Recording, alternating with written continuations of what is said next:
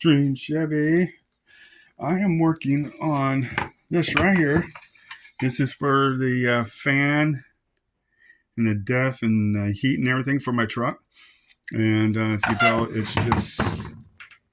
it's dirty. It needs to be worked on and everything. I'm going to take this completely apart.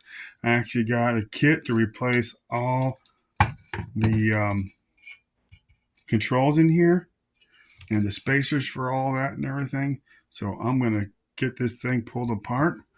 And it's not hard at all. It's mostly just these little bolts I got to get out. A lot of them too. You got those ones. You got the ones under here. Right there. That's for the heater control right there. On and off switch. I just got to get all this stuff off. And that way I can take off the centerpiece inside there that allows all this to come off. So I'm going to go work on that. I'm going to get all that stuff off and then I'll be back.